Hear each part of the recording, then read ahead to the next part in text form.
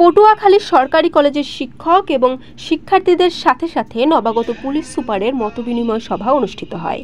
পটুয়াখালী থেকে মোহাম্মদ রায়হান ইসলামের পাঠানো প্রতিবেদন।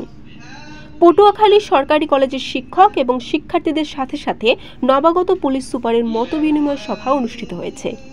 10 সেপ্টেম্বর মঙ্গলবার বেলা 11টায় অডিটোরিয়ামে মতবিনিময় সভা অনুষ্ঠিত হয়। এ সভায় সভাপতিত্ব করেন পটুয়াখালী সরকারি কলেজের অধ্যক্ষ প্রফেসর নুরুল আমিন এবং প্রধান অতিথি হিসেবে উপস্থিত ছিলেন মোহাম্মদ আনোয়ার জাহিদ, পুলিশ সুপার পটুয়াখালী।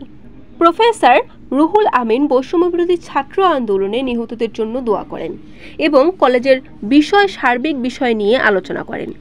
এরপরে প্রধান অতিথি হিসেবে বক্তব্য রাখেন পটুয়াখালীর পুলিশ সুপার মোহাম্মদ আনোয়ার জাহিদ।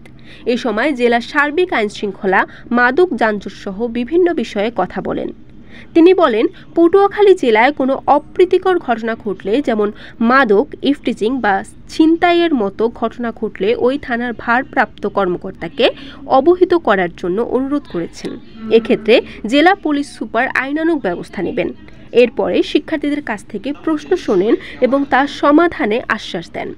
এছাড়াও পুলিশ সুপার বলেন, সুনির্দিষ্ট অভিযোগের ভিত্তিতে যে কোনো অপরাধমূলক কাজের সঙ্গে জড়িতদের বিরুদ্ধে আইনানুগ ব্যবস্থা নেওয়া হবে। এছাড়াও জেলার সার্বিক আইনশৃঙ্খলা রক্ষা, মাদক, কিশোর গ্যাং, ছিনতাই, চুরি, ডাকাতি, সড়ক মহাসড়কের শৃঙ্খলা ফিরতে এবং মানুষ যাতে স্বাধীনভাবে আইনের আশ্রয় নিতে পারে এবং আইনি সেবায় বৈষম্য রোধে ছাত্রদের সহযোগিতা কামনা করেন তিনি।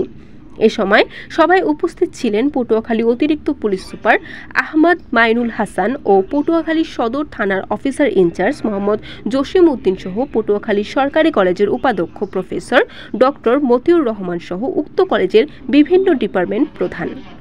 বরিশাল নিউজ।